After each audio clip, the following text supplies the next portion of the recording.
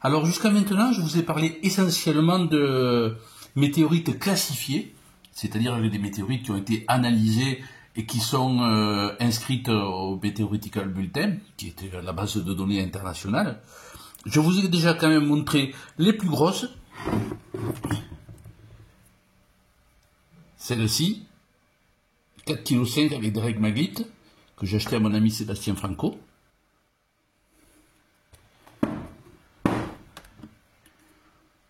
Celle-ci, achetée à la bourse de Millau.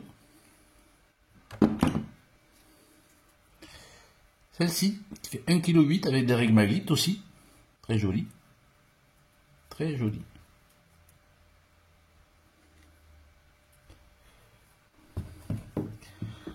Celle-ci, achetée à la bourse de Millau il y a pas mal de temps.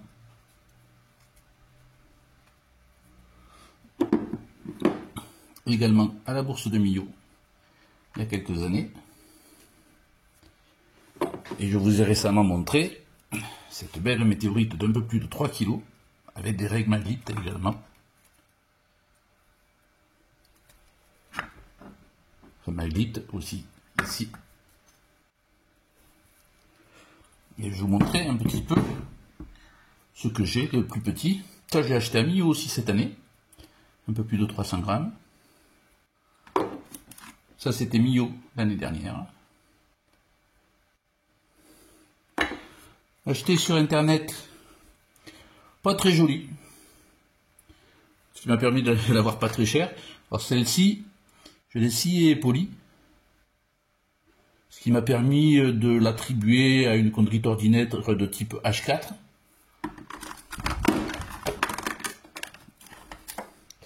Celle-ci aussi, pas très jolie. Par contre, sur la coupe, on voit pas grand chose. J'ai estimé que c'était une LL5.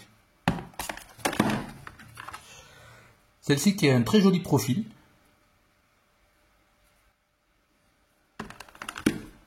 Celle-ci également, un beau profil.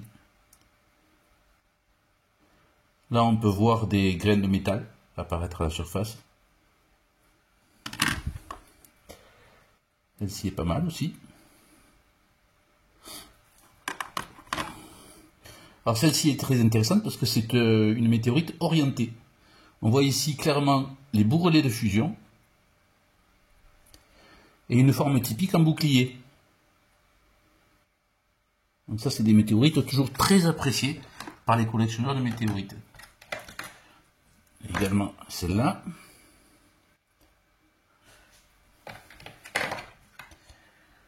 Celle-ci, que j'ai estimé être une chondrite à enstatite EL6, parce qu'en fait j'ai mesuré sa densité, elle a une très forte densité de 3,52, ce qui me fait penser à une chondrite à enstatite. Voilà une autre météorite.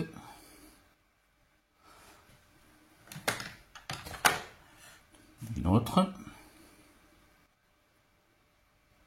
On voit bien les grains de métal.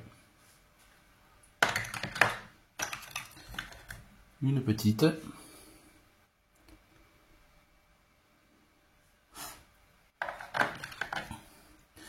Une tranche qui présente des beaux chondres que j'ai estimé être une L4. Une autre tranche avec deux lithologies bien distinctes.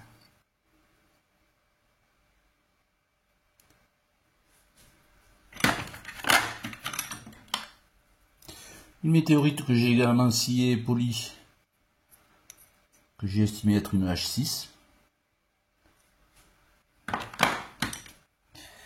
Et pour finir, cette tranche que j'ai estimé être une L5. Voilà, c'était histoire de faire un chapitre sur les chondrites non classifiées qui viennent toutes du Sahara, principalement du Maroc, qui ont l'avantage très souvent d'être moins chères que les chondrites, que les météorites classifiées, et qui sont quand même très intéressantes à posséder dans une collection. Voilà.